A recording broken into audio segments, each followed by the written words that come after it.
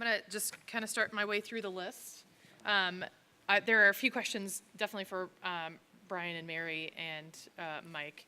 So I'm going to start with the mix, and then we'll have probably several others.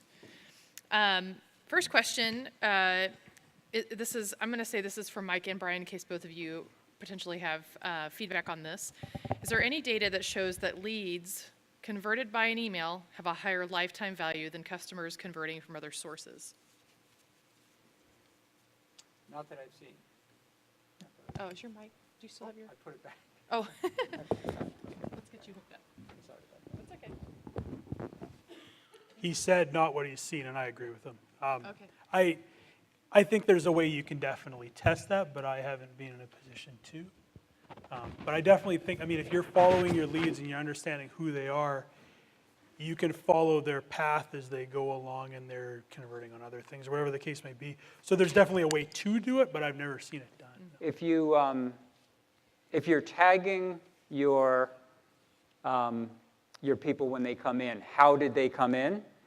So for example, if they come in from Facebook and you tag them, and if they come in from an email opt-in campaign and you tag them, you could then gauge the life of that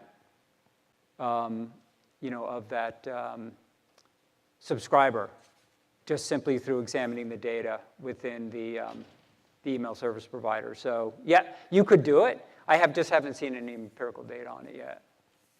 Okay. All right, this question is for Brian. Oh, I was going to just say, we have so many. So does anybody, who offered up that last question here? Okay, great. Don't throw it at her. It's too late in the day. Okay, next question for Brian. What is the best channel for women 25 to 49, high income, high education, and children in the household? I'd need to see it more. Honestly, email could be it. I could make a case for like 4 different channels. But I would have to think a little bit more. My guess would be something like Facebook based on my previous experience. But at the same time, if we think of Facebook, let's say, so we might capture their attention there, but where do they actually convert? That's up for debate because there might be multiple touch points where they first heard about us through Facebook. They've come to our website. Perhaps we've done some remarketing with them then, and maybe they've opted in for the e-news, and perhaps they convert over on the e-news side. So there's a lot of different things at play there. The one constant when you're trying to figure that out is asking people when they come. How did you hear about us? Where did we, basically, where did we get your attention? That's a great place to start. Mm-hmm. Great. All right. The owner of that question, would you like a t-shirt? All right. All right, next question for Mary. How is the Google widget affecting search results? It says good for consumer, but cuts off access to your website with fuller content. Oh. Is that on? Yeah, it can be tricky to know. I'd say that Google Analytics, Webmaster Tools is really what most organic people use to measure that sort of thing. Webmaster Tools allows you to, I don't think it's called Webmaster Tools anymore actually, Google renamed it. But it gives you a better view. It's almost like Google Analytics for organic search, so it'll give you a better idea of those people that come in through that, through that metric. Mm-hmm. Great. Owner of that question, would you like a t-shirt? Oh, it's called Search Console now. It used to be called Webmaster Okay. Tools. Yeah. Back there. Great. Yeah. Sure. Is there any way around that, as far as you know at this point, to somehow? The question was, is there any way around that? As far as Oh, so like a third-party tool or something like that? Yeah, I can't really think of anything in particular for that. Yeah. Google is very private about the information that they collect. I'd say their tools are really good between analytics and Search Console. They're really good at reporting a portion of it. But Google, well, with the "Do not be evil" is basically the slogan of Google, and so they're very careful to hide a certain amount of search volume because it can be so personal to people. And actually, you'll notice that, like looking at Google Analytics at organic search results, you'll see there's always a large portion that's disguised. Yeah, so there are some limitations just because of privacy. Great. Thank you. Sorry, I was just sorting through some of those last questions that came in. Next question for, it looks like we have a pretty common question here, Mike. This is for you. So your statement to not use images has struck a chord with a lot of people. You know, things from, you know, what do we do about newsletters where we use images in newsletters? And that's a good point. And again, I didn't have enough time to really delve into it more. Newsletters obviously are one exception to the rule where you have to use images in newsletters. I create newsletters for a number of clients where we have a lot of images. You know, we have a lot of links. So it's a very dynamic piece of content. It's almost like a blog post on email. But again, the challenge is that newsletter is always going to end up in the promotions box. So yes, you have to use graphics when you create a newsletter if you want it to look pretty. But the reality is that it's going to show up, you know, in the box with all of the other, you know, pretty graphics. Now, I do get a newsletter from a copywriter friend of mine, where it's a text-based newsletter. He doesn't use any images because he understands the way the way deliverability works, and it arrives in my update box. Now he gives me all the information, formatted nicely. Everything's nice. It just doesn't have pictures and banners and pretty aesthetics. So you can do newsletters without pictures, but I understand that that's not the norm. Don't shoot the messenger. I didn't make this rule up. Google just, they again, images, they don't want that going to your important box. So, I guess, just to follow up, the other points that came up weren't just newsletters. It's that the industry we're talking about is very visual. I know. So you're communicating that, and then they have logos they're sending out. So is it just is it emails that are being received via Gmail that are filtering these and Yahoo, or is Outlook filtering? Like, what's happening? Basically, the statement is all of the ESPs, the email service providers, they all are trying to help to create a good email experience for their users. And if the salesy promotional emails keep getting through to the important boxes, people are not going to use them. This is one of the reasons why people have Gmail accounts, is that they are, in your primary box, you're only getting the stuff you need to really pay attention to. Gmail invests a lot of money to make sure that happens and spends an inordinate amount of time to make sure that you get the emails that are important to you. So just understand that one of the filters that they use, is imaging. Is just one of the ways that they determine whether or not this is an important or an unimportant email. If you want a T-shirt, raise your hand if that was a question you put in, because there were a few of them, or if you had related. Yeah, here, one. Okay. All right. Related to that, I'm just going to jump into this next question, and not to ignore our other speakers here, because we got more questions for you.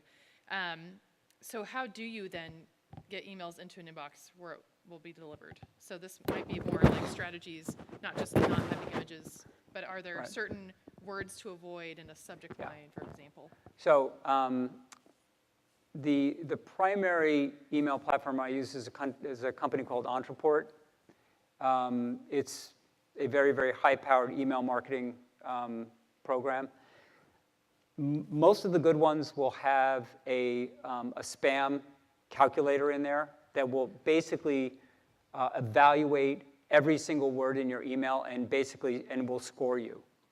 So if you're going crazy and you have the word free, sell, guarantee, on and on and on, you're going to basically start hitting the limiter on that spam filter.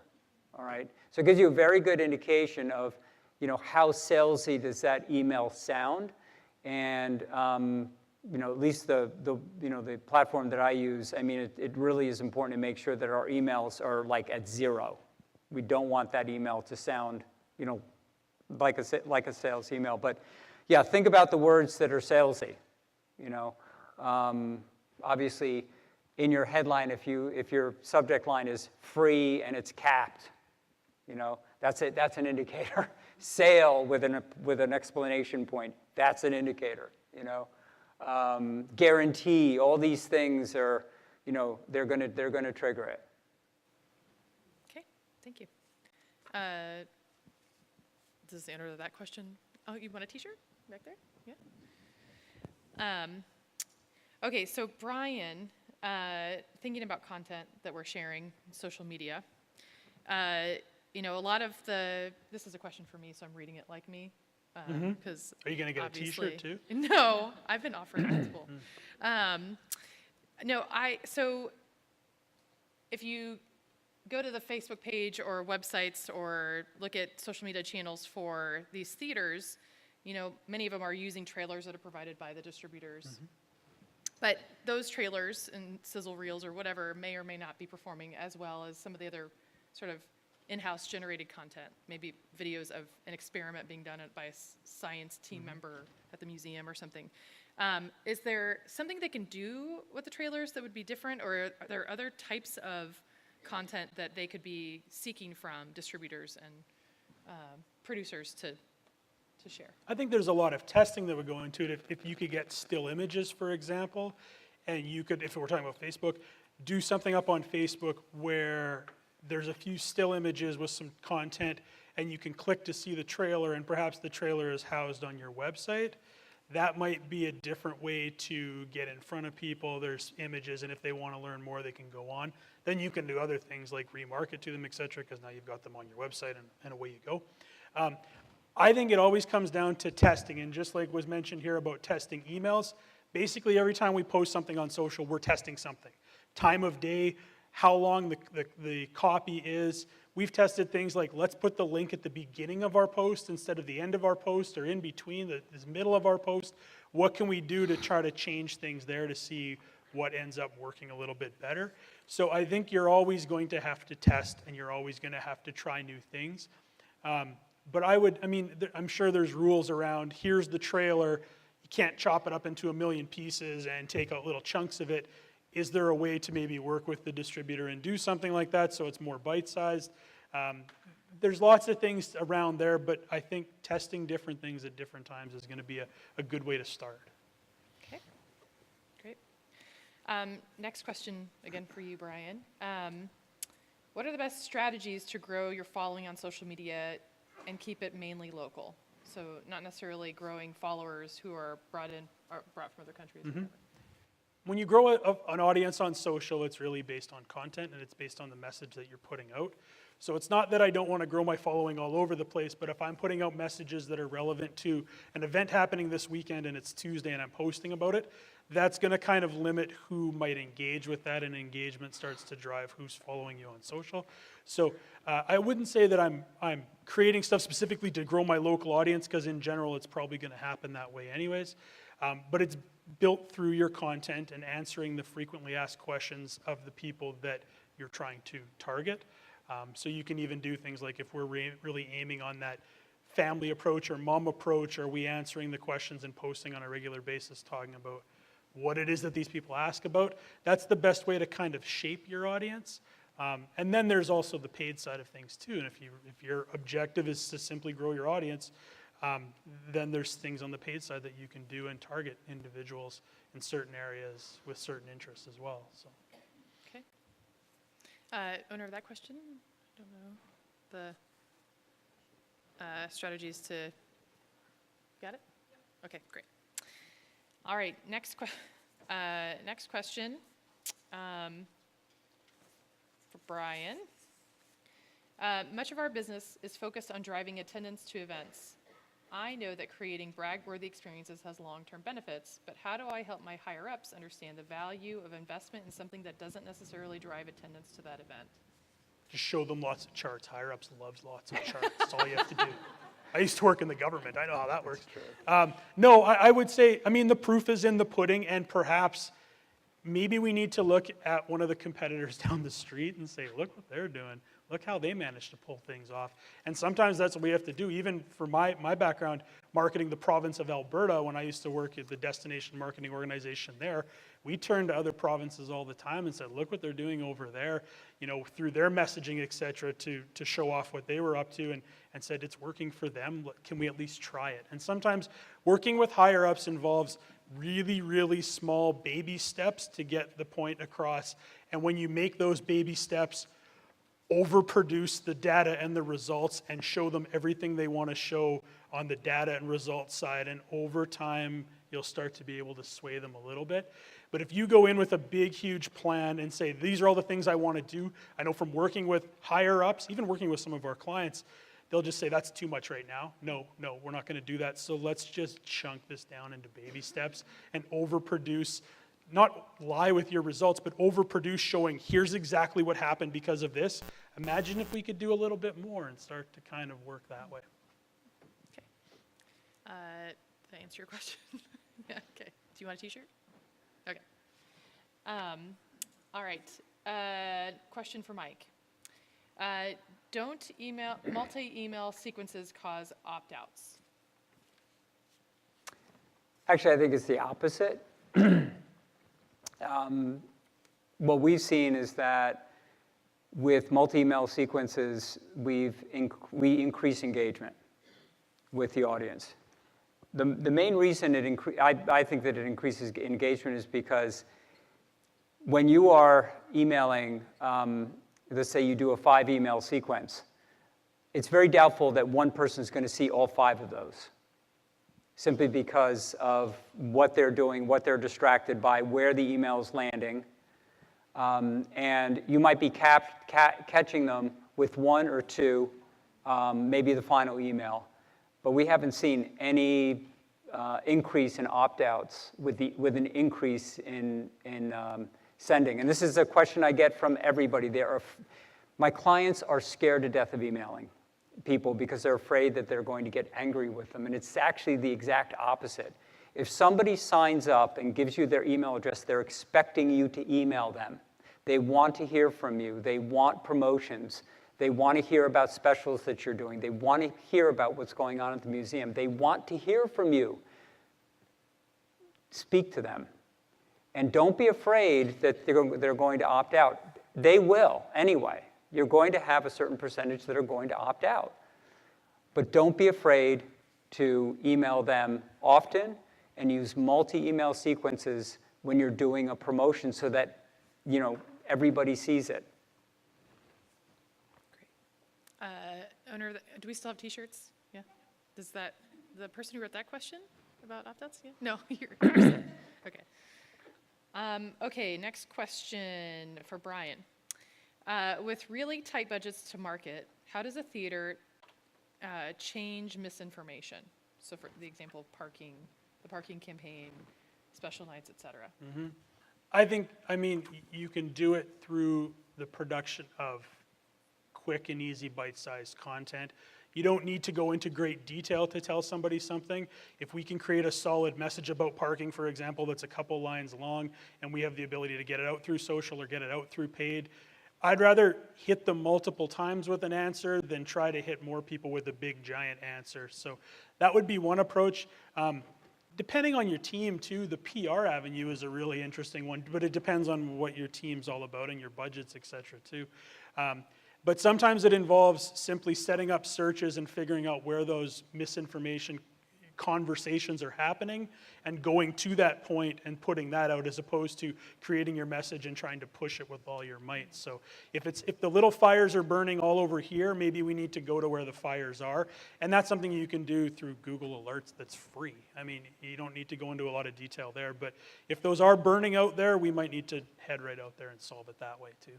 Because those people, once they learn, the people that maybe had the misinformation, they're sharing within their circles the proper information, and away we go.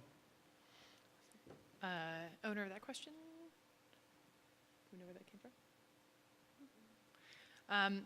Okay, so I just read through the last card, and it's kind of got similar questions to what we've had before, and then probably a good question for Mike post to have a discussion, because it sounds like it's the other presentation. But thank you to all of our speakers for this afternoon's session on digital strategies. We appreciate all Thank of you. your expertise.